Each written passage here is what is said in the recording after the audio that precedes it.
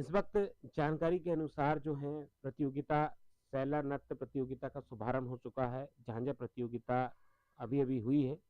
साथ ही माता मंदिर में पूर्णाहुति का क्रम चल रहा है। इसी बीच में हमारे साथ स्टूडियो में इस तुलसी जयंती समारोह का 58 वर्षों से चौरी नगर में कैसी आयोजित हो रही है और इसमें युवाओं की क्या भागीदारी है। और ऐसे ही हमारे साथ में एक युवा यहाँ पर पहुँचे हुए हैं जो पेशे से शिक्षक भी हैं और जो है एक अच्छी फ़ोटोग्राफ़ी एवं आर्ट वर्क भी वो करते हैं। इसके पहले उन्होंने तुलसीदास जी की जो है प्रतिमा की फ़ोटो ली थी और काफ़ी ज़्यादा चित्रात्मक रूप से उसको एक अलग अंदाज में उन्होंने पेश किया था और आज जो है दास जी की जो प्रतिमा नगर में लगी है तो उसके लिए भी इन्होंने काफ़ी ज़्यादा जो है प्रयास भी किया था और लगातार इस प्रकार के ऐसे साहित्यिक कार्यक्रम में युवाओं को जोड़ने के लिए प्रयत्न करते रहते हैं। तो आज इस संबंध में ज़्यादा जानकारी के लिए हमारे साथ उपस्थित है, तो सबसे पहले हम उनका परिचय जानेंगे उन्हीं से और उनसे जानेंगे कि तुलसी जयंती का ये पर्व क्या है, आप इसको कैसे देखते हैं? जी, बहुत-बहुत स्वागत है। थैंक यू भैया। नमस्कार, मेरा नाम अखिलेश निर्मलकर है और मैं माता मोहल्ला से ही बिलॉन्ग करता हूँ। मैं जब बचपन से इस चीज़ को सुनते आ रहा हूँ, जब से मैं होश संभाला हूँ, तब से मैंने ये सुना है कि हाँ, यहाँ तुलसी जयंती का कोई प्रोग्राम होता है।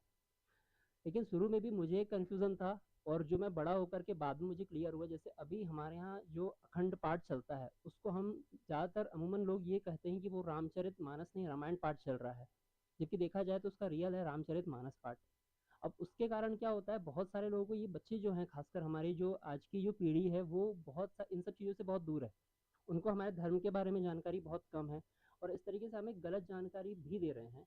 क्योंकि अगर हम रामायण पाठ बोल रहे हैं तो कहीं ना कहीं बच्चे ये समझ रहे हैं कि जो रामायण है वो तुलसीदास जी ने लिखे हुए हैं, लेकिन वो है रामचरितमानस, और रामचरितमानस को जो लिखा गया है वो तुलसीदास जी ने लिखा है। और जिस तरीके से हम इस पूरे आयोजन को देखें, बहुत पुराना आयोजन है और बहुत सांस्कृतिक कार्यक्रम इसमें होते आ रहे हैं। लेकिन जो आज सांस्कृतिक कार्यक्रम, जैसे आपने भी थोड़ी देर पहले चर्चा की झांझे प्रतियोगिता की, वो जो हमारी बुजुर्ग पीढ़ी है वो उन्हें तो समझ में आ रहा है, लेकिन जो युवा पीढ़ी है उसको उसका कोई भी नॉलेज नहीं है। तो जब उसका कोई नॉलेज ही नहीं है, तो जब आगे हम इस चीज़ को बढ़ाएंगे और आगे की जब वर्षों में हम जाएंगे, तो शायद हम उन सब चीज़ों को हैंडल ना कर पाए। इसलिए ज़रूरी है कि पहले वो युवा पीढ़ी को भी वहाँ पे साथ में रखें। जो भी वहाँ निर्णायक गण है, वहाँ कोई ना कोई तो ऐसा युवा होना चाहिए जो उस चीज़ को सीखे समझे, ताकि वो आगे उस पीढ़ी को बढ़ा सके। तो क्या ये जो है जैसे कि आज आप देख रहे हैं कि ये स्वरूप तो एक वृद्ध है और 58 वर्षों पहले जिन्होंने इसकी नींव रखी थी और आज जिस रूप में वो दिख रहा है तो काफ़ी ज़्यादा अंतर हुए। लेकिन जो 21 दिवसीय जो रामायण श्री रामचरितमानस का जो पाठ वहाँ से हो रहा है, तो इसके साथ में क्या एक शिक्षा का भी क्रम हो सकता है कि भई इन जो प्रतियोगिताओं के जो परंपरागत जो प्रतियोगिता हैं, उनके क्या महत्व हैं और जीवन में उनसे क्या अंतर मिलेगा? तो क्या ऐसा कुछ आप मतलब होना चाहिए? क्योंकि हम सीटीवी के माध्यम से उसको प्रसारित करके हम पहले ही ये करना चाह रहे हैं कि साथ में जो है जो जो लोग युवा इसमें उत्साह लेते हैं या जो पूरा रुचि दिखाते हैं, उनको ये भी प्रतियोगिता से अवगत कराई जाए क्योंकि झांझी के भी हम ही जब इसको दिखा रहे थे तो चैनल में हमारे पास उसमें व्यू आ रहे थे लोगों के कि इसमें सिर्फ आवाज आ रही है लेकिन कोई इसमें कुछ समझ में नहीं आ रहा है तो हमने उनसे कहा कि भाई ये जो प्रतियोगिता ही एक प्रकार की स्वर है कि जो ध्वनि को जो प्रदूषित ध्वनि है उसको क्या कहते हैं ठीक शुद्ध करने के लिए इस प्रकार का ये झांझे नाम ही उनका वो है और आपने भी अभी उसको बताया और काफी ज्यादा जो है संख्या में इसमें लोग नहीं जान रहे तो क्या इसमें पहल होनी चाहिए और आपने काफी ज्यादा इसमें प्रयास भी किया आपने मत भी रखा सुझाव भी रखा तो क्या आपके सुझाव थे? जैसे देखा जाए तो सर, ये जो चीज़ें हो रही हैं वो एक भारतीय संस्कृति के जो जितने कार्यक्रम चल रहे हैं वो सही चल रहे हैं, लेकिन कुछ नया भी हमको करना पड़ेगा जिससे हम बच्चों को उस धार्मिक चीज़ से जोड़ पाएँ। जैसे अभी झांझे प्रतियोगिता हो रही है, रंगोली प्रतियोगिता हो रही है, रामायण पाठ प्रतियोगिता हो रही है, इन सब चीज़ों में छोटे बच्चे शामिल नहीं हो पाते।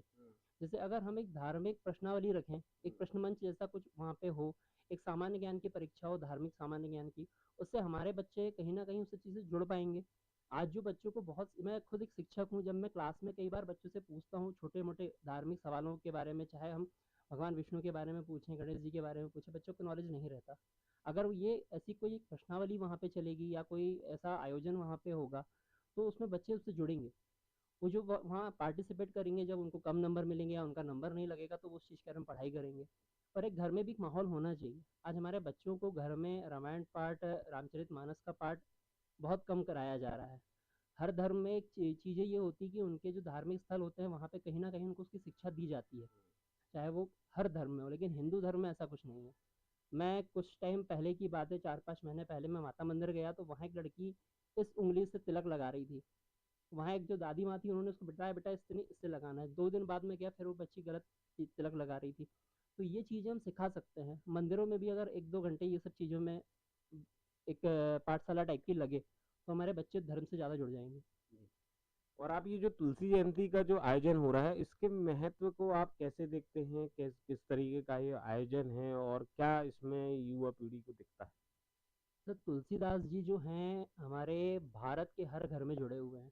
इनडायरेक्टली वो सब जुड़े हुए हैं। जी।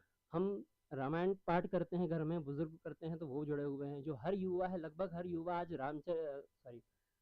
हनुमान चालीसा का पाठ करता है। हनुमान चालीसा का जो रचना किए हैं, वो तुलसीदास जी ने रचना किए हैं। मैं आपको एक रोचक तथ्य बताऊंगा कि ये हनुमान चालीसा का रचना कैसे हुई। एक बार जब सम्राट अकबर ने इनको तुलसीदास जी को उनके दरबार में बुलाया, उनसे कहा कि आप हमारी तारीफ में एक ग्रंथ की रचना कीजिए। तुलसीदास जी राम भक्त थे और उन्होंने मना कर दिया कि नहीं, हम आपके बारे में कोई ग्रंथ नहीं लिखेंगे। तो उन्होंने उनको जेल में बंद कर दिया। जब वो वहाँ 40 दिन जेल में बंद रहे, तो उन्होंने वहीं ना सॉरी हनुमान चालीसा की रचना करी। और जब उन्होंने हनुमान चालीसा की रचना करी और वहाँ वो कंटिन्यू उस चीज़ का पाठ करते रह गए। 40वें दिन वहाँ ऐसा हुआ कि अचानक बंदरों की भीड़ आ गई, और उस बंदरों की भीड़ ने उस महल पे हमला कर दिया। और जब अकबर को ये चीज़ पता चली, तो उनके मंत्रियों ने उनसे कहा कि आप इन संत को छोड़ दीजिए, शायद इन्हीं संत के कारण ऐसा कुछ हुआ है। और जैसे ही वो संत को छोड़ा गया, पूरे बंदर कहाँ चले गए किसी को नॉलेज नहीं रहा। तो ये एक बहुत ही एक हमारा भारतीय संस्कृति में अपने आप में बहुत अद्भुत चीज़ है, जिसको हम जानकारी हमें नहीं रहती।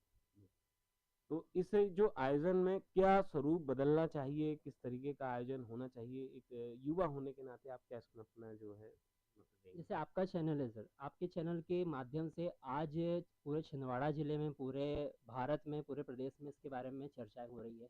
इससे पहले छिंदवाड़ा ज़िले में ही ये सीमित हो गया था। अभी भी अगर हम चाहें तो, क्योंकि ये भारतीय संस्कृति में पुरातन जो छोटे-छोटे कार्यक्रम होते हैं जो बंद हो चुके हैं, झांझे, सैला, ये सब कोई नहीं जानता।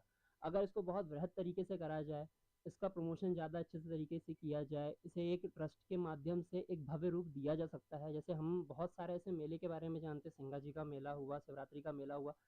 उस तरीके से हमारे शिवरात्रि के तुलसी जयंती के मेले को लोग क्यों नहीं जानते? सिर्फ हमारा छिंदवाड़ा जिला ही क्यों जान रहा है? आसपास के जिलों के लोग यहाँ पे क्यों नहीं आ रहे हैं? एक ऐसा भव्य तरीका इसको किया जाए कि ताकि पूरे देश प्रदेश में ये विख्यात हो जाए। क्योंकि मुझे नहीं लगता सर कोई भारत भर में इतना बड़ा प्रोग्राम कोई होता हो जो 1 महीने तक कंटिन्यू चल रहा है, जी। वो भी तुलसी जयंती के प्रोग्राम में। पूरा नगर राममय हो जाता है। तो इस को अगर बहुत बड़े तरीके से करेंगे, तो शायद एक अलग पहचान बनेगी हमारे चौरी की, हमारे छिंदवाड़ा की और तुलसीदास जी महाराज की। जी। तो आपने सुना इस युवा के विचार और जिसमें आपने देखा कि काफ़ी ऊर्जा है और युवा भी जो है अध्यात्म की ओर बढ़ना चाहता है।